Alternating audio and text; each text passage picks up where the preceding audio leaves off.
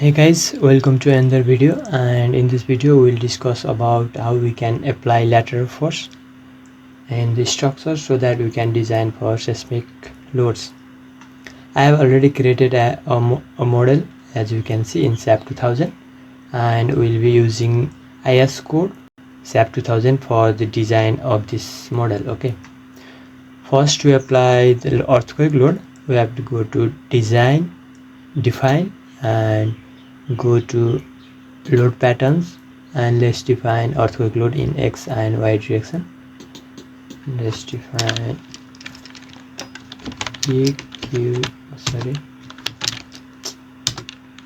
EQX and X direction, and it will be earthquake load.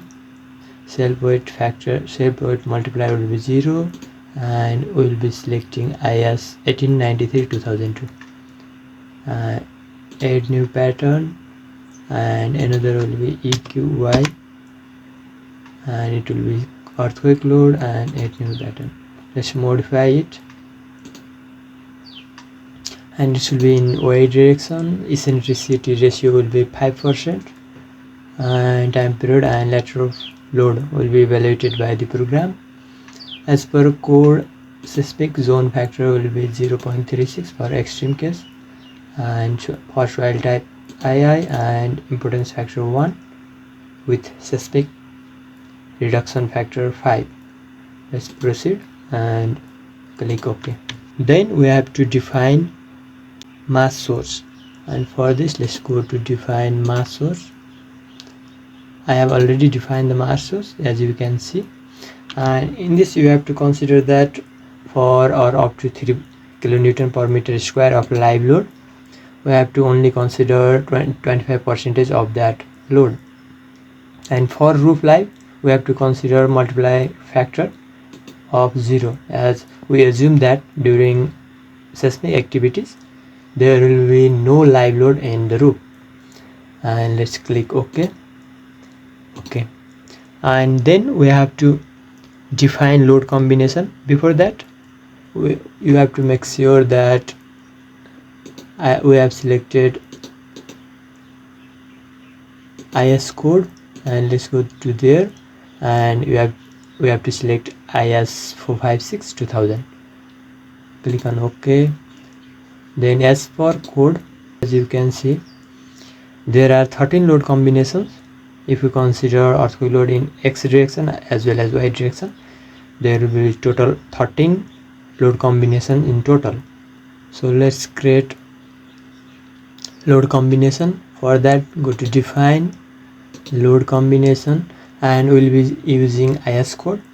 So add design combos, and select for concrete frame design, and click on OK. And you can see there are total of 14 load combos, but this one is not needed. As you can see, this is just for the dead load, and we can delete it. Okay, we can delete it, and there are total of 13 load combos for earthquake load, and we have to rename it so that it will be easier while designing which load combination are we using.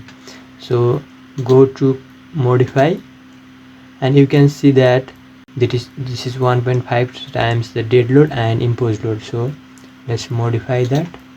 Let me quickly modify all those names.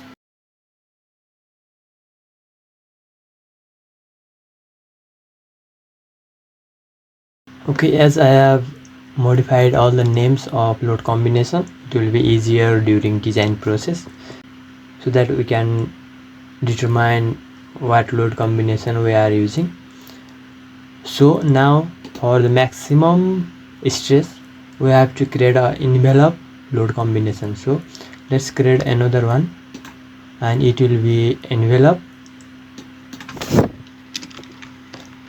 so that we can find the maximum stress due to all those load combination. And in this we have to use all those load combinations let's add those, and scale factor will be 1.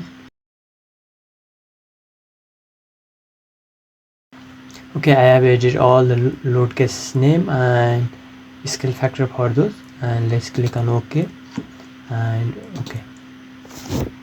As we have already defined load combination, we can now run this model, and let's run it and make sure that all the are clicked on run. So we'll be using EQX and EQY. Don't worry if there are any like this, as I have previously run the model, this is showing because of that. Okay, run now. Let's click on deform due to envelope, as we are looking for maximum stresses. So we can clearly see that we have deform shape due to envelope load combination. Okay, run.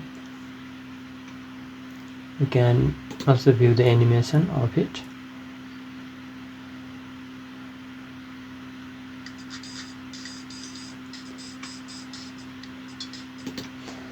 And for stresses in different components, we can right click. Okay, wait, we can go to air, frame, cable, tendons.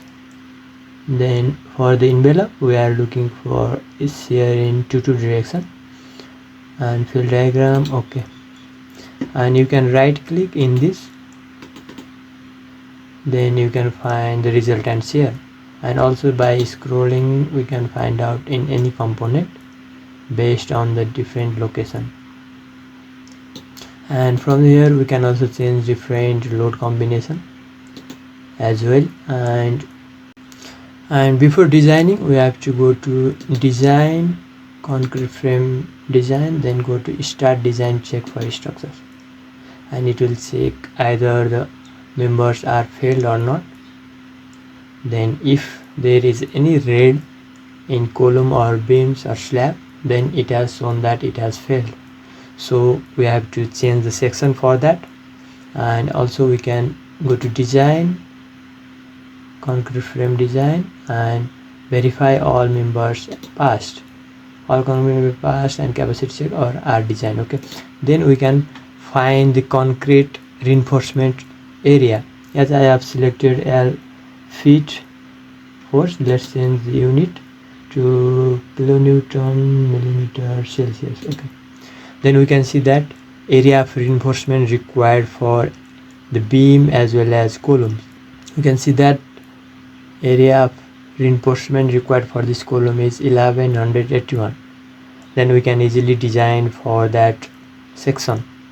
And for beam, we have different reinforcement area in top, bottom, as well as in different sections in middle as well as in the edges. Okay, by this we can easily design using this lateral force method of earthquake resistant design.